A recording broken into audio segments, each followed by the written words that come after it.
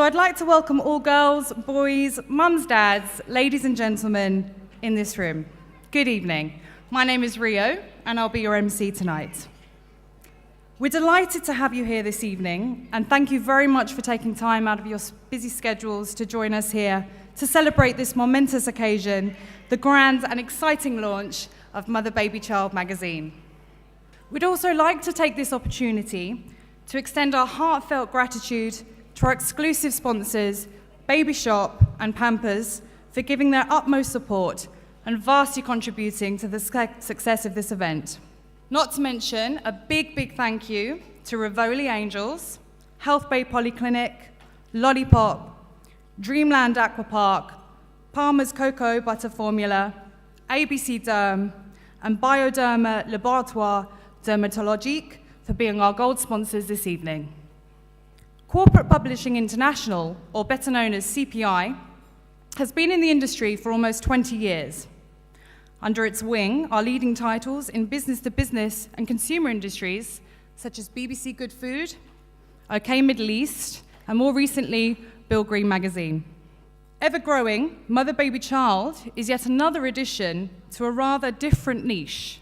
I'm sure you're all familiar, parenting and children. Doreen Williams, the founder of Mother Baby Child, has come up with and blossomed this concept into an extraordinary movement. In a matter of months, this brainchild of hers has grown eyes to see the world, hands and feet to explore, and wings to spread the joy of motherhood. To her, this is not merely pieces of paper bound together, but a product of passion, experience, and hard work. It entails marketing, advertising, and much more to ensure each and every one of our clients' satisfaction. Now, the magazine aims to be the credible source of information backed up by doctors and statistics, and its mission is to inform new mothers with original and informative content. Having originated in the UAE, the magazine will soon launch an Arabic version, followed by distribution in GCC countries, and also key Middle Eastern countries. So, without further ado, I'd like you to give a big hand to Doreen Williams herself. Thank you. Good evening, ladies and gentlemen. I'd like to start off by saying life is but a school where we are all its students. Everyone around us at this very moment and in our very lives is our teacher.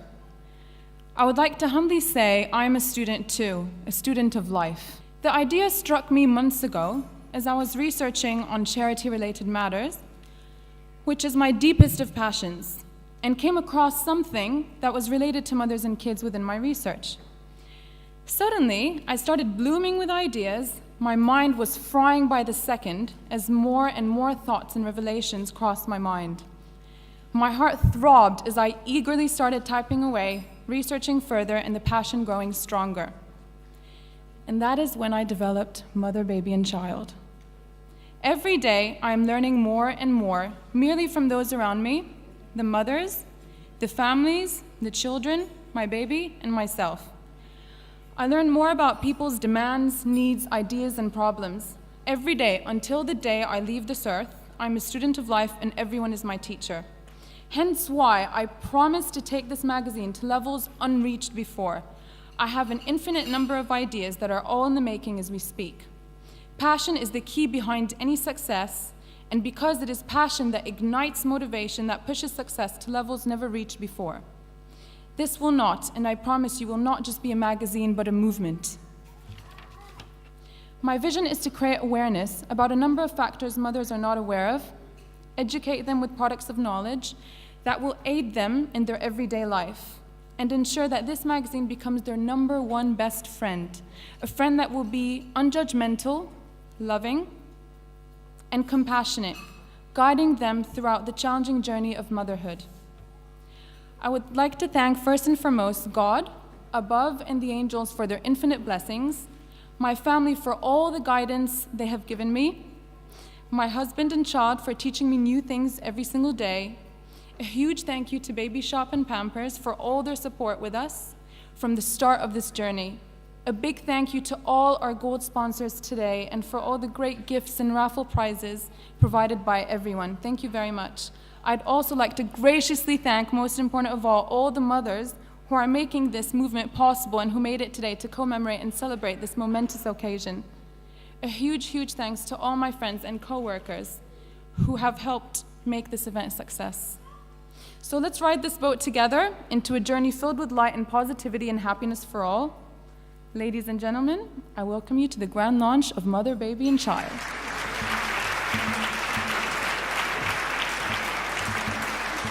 Thank you, Doreen. That was wonderful. Okay, now to officially start with some of our invited speakers. To discuss immunization and its benefits for children and mothers, may we please call on stage Dr. Kamal Akash of the Health Bay Polyclinic. Thank you. For your introduction, this is Dr. Kamal Akash from Health Bay Polyclinic. I am internal medicine specialist and a pediatrician as well. First of all, I would like to thank Doreen for this. This is what we need in Dubai. We don't need really magazines. We need really a passion and a new thinking. This is something was really missing in Dubai. Today, I'm going to talk about immunization. I'm not going to give you a lecture about what we need, what not.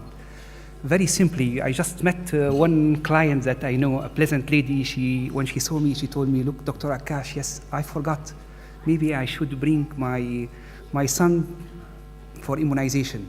I missed the 6 months, the 2 years, the 1 year. Do I need it? My mother-in-law wouldn't like me to give it." So my answer is yes. So before we go, we discuss immunization. The very simple question, do we need to immunize our children or not? The answer very simple, yes, we do. I can tell you there are some diseases, it used to kill our children in the last century, like a smallpox. There was, this has disappeared. And this disease, when disappeared, we saved a lot of lives. We have a lot of diseases we can avoid with giving immunization. And I'm not saying all the immunization is necessary. And again, there are differences between countries. In some countries, like in Dubai, we have some immunization. We do feel it's a must. There are some optional immunizations. All what I'm saying, we really need to discuss with our family care, with our pediatrician, what we need, what we don't need. There are schedules, a lot of immunization against bacteria, against viruses. It starts since we are born, and we carry on with this, especially in the first year in our life. And then we give just, we increase the memory. We bring back the memory for immunization later on. At age of 2, then preschool, then later on. It's all true, not just for the babies, for the adults as well, including the mom. I see a lot of moms here and very few dads. This is what we see in the clinic. But again, immunization is very important. We really do advise with immunization.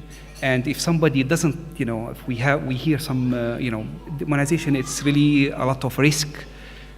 I can tell everybody, the medicine, like a lot of things in our life, it's kind of risk and benefit. when the benefits is much more than the risk, we go for it. And this is the way I look at the immunization. There are some side effects, yes, but the benefits from immunization, it's way much more. I can talk a lot of immunization, you know, what we need to do or not, but they told me you have 5 minutes. In 5 minutes, I cannot tell you more. All what just the take-home message, please go for it. And if you have any question, ask the expert, and we are here just to provide all the information needed. Thank you very much. Thank you, Dr. Akash. That was very interesting. I'm sure quite a few of you learned a few things there. Now, next to discuss pediatric environmental health for children. Join me in welcoming on stage Healthy Houses Party's Marlene Sirota. Thank you. Good evening. First of all, I would like to thank Doreen for her passion and her vision. Dr. Akash is correct. This is something that is much needed. I've had an opportunity to go through the magazine, and I am excited for all of the wonderful issues that are yet to come.